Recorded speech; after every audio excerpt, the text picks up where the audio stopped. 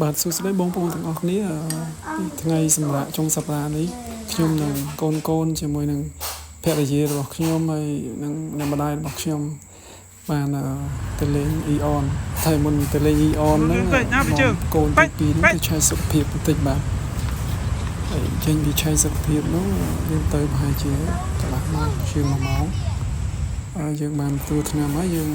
ចេញមកដល់អ៊ីអនប្រហែលជាម៉ោងពេលអាហារថ្ងៃត្រង់ល្មមបាទហើយនេះជាអាហារ buffet កូនខ្ញុំក៏ចូលចិត្ត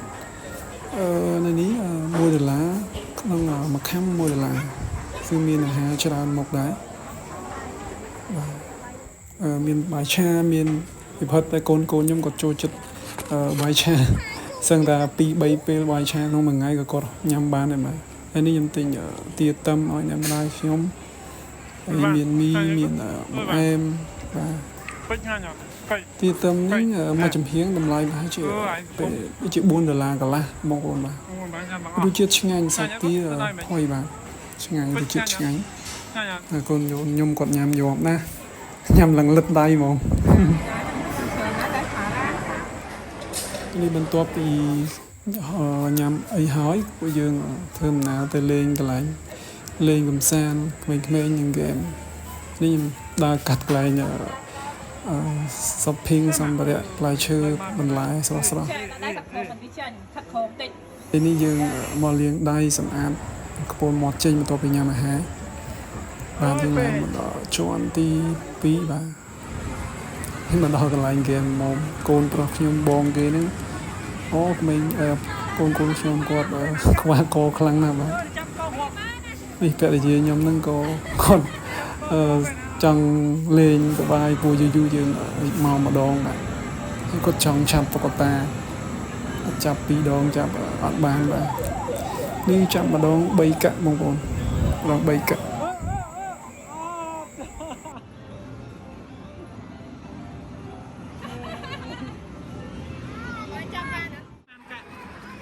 ba mà nãy một bánh không nè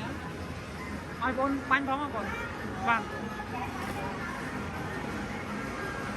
ai con bánh không vàng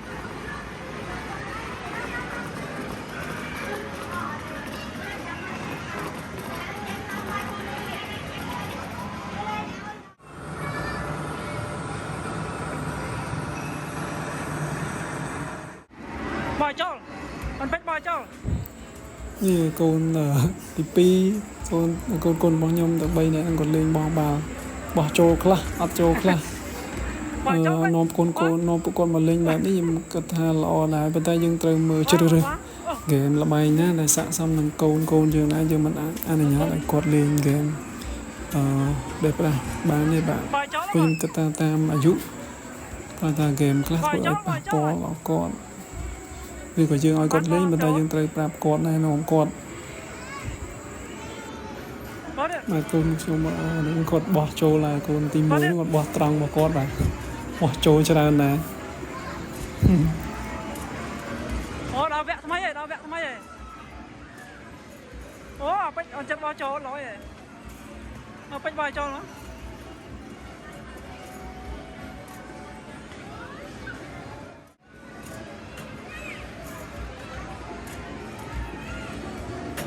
ពេជ្របោះណាសៀម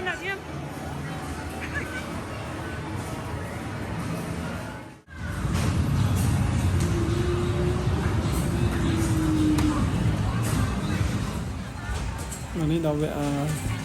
ឲ្យកូនបងរត់ថតម្ដងបាទខ្ញុំបោះបាល់លេងជាមួយភរិយាម្ដងបោះបាល់មនុស្សធំនេះគឺយើងប្រើ2កាក់បងប្អូនហើយចំនួន2កាក់ទៅយើងអាចលេងបានខ្ញុំបោះទី1គឺចូល vlog តែម្ដងនេះបងប្អូនយូរយើងទៅលេងបែបនេះម្ដងធ្វើឲ្យអារម្មណ៍យើងសប្បាយរីករាយកាត់បន្ថយ stress ដូចការហាត់ប្រាណផងដែរកូនខ្ញុំទាំង3នេះគោខ្លាំងណាស់បាទ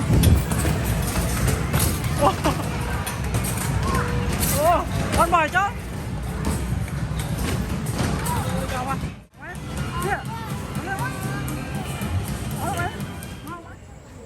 ន បាទនេះយើងចេញមកវិញហើយបាទយើងដល់ម៉ោងត្រឡប់ទៅផ្ទះវិញហើយយើងកុំឲ្យយប់រសៀលដោយសារយើងត្រូវទៅខេត្តវិញអញ្ចឹងអរគុណបងប្អូនទាំងអស់គ្នាសម្រាប់ការទស្សនាបាទសូមអរគុណសូមជម្រាបលាបងប្អូន